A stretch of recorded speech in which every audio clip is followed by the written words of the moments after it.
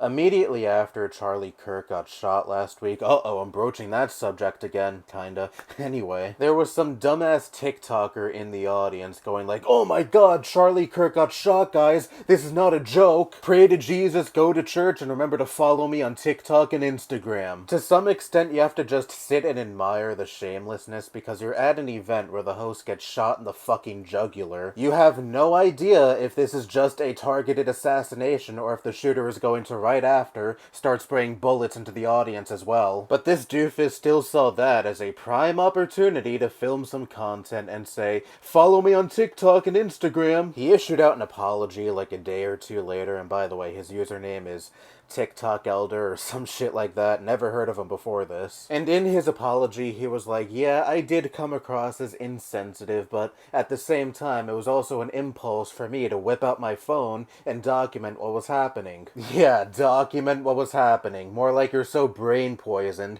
by being a clout-hungry content creator. You see a very popular online political figure get shot dead with your very own eyes, and your first thought is, "Oh man, this would make good content." Now, if my video from the other day wasn't enough indication, I am most certainly not one to be like, "How dare you disrespect Charlie Kirk in this fashion?" But Jesus fucking Christ, read the fucking room. You have everyone around you running around and screaming in horror, and you want to take that time to plug your socials and show that you're helping people evacuate the scene, and likely not because you genuinely want to help, but want to show the internet that you're such a good Samaritan because that'll probably gain you more followers and views and likes and all of that stupid shit. And I am so tired of these clout-hungry losers who waste no time into trying to make every little single thing into content. Could you imagine if 9/11 happened today? You'd have 6 billion fucking videos on TikTok with someone's stupid fucking mug in the frame trying to make the best shocked face they can, with the towers in the background on fire while they're going like, "Oh my god, guys, there was just a terrorist attack. Planes just crashed into the World Trade Center. The towers are probably about to fall.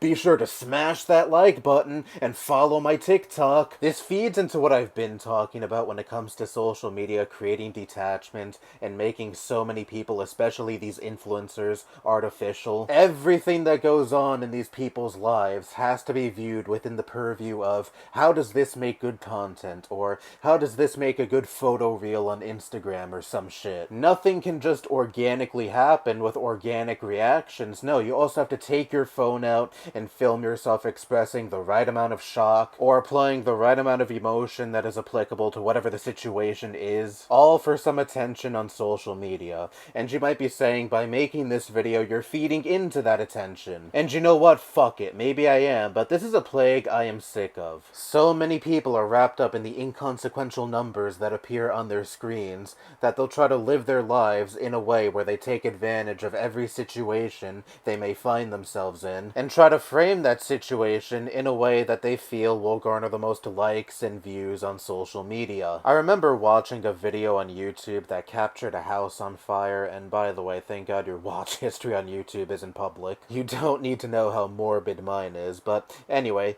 in the video there was a fuckhead or two on the sidewalk across the street, just standing there with their phones out filming this house burning down. Now, the family that lived in that house was there. Most of them did survive. Unfortunately, I believe one of them perished. Imagine losing your home, all of your belongings, a loved one even, and your entire way of life just comes crashing down, and then you see some shitheads across the street filming this misfortune, and probably going like, "Oh wow, this is something wild to be able to capture on video." Yes, I know, these were just bystanders who realistically couldn't do much in this situation. It's not like I expected them to put out a house engulfed in flames with their garden hose or some shit. But come the fuck on, resisting the urge to film someone's house being swallowed by flames because you just need to pounce on that opportunity to be able to film something so horrific, so up close, is something that's like baseline level respect that a disturbing amount of people seem to lack. And my irritation surrounding this doesn't just begin and end with extremely tragic events either. Even incredibly mundane shit like when I'm with my friends and they want to take a group selfie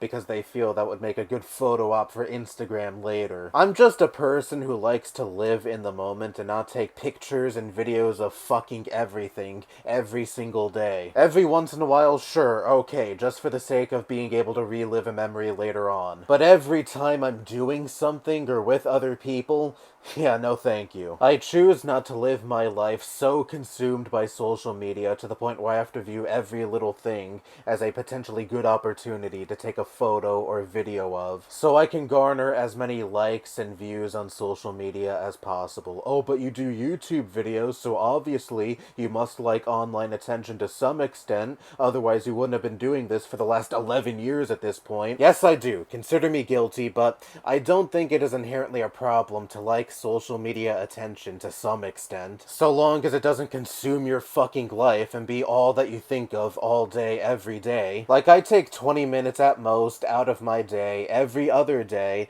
to record myself complaining about some shit. And then when I'm done, I go about my day. I'm not constantly running around with my phone out trying to find every little thing that I can transform into content. And when your life is so artificial and consumed by something as arbitrary as social media engagement, I think that is a sad, sad, sad, and pathetic way to live life. Anyway, that's all I have to say. Bye-bye.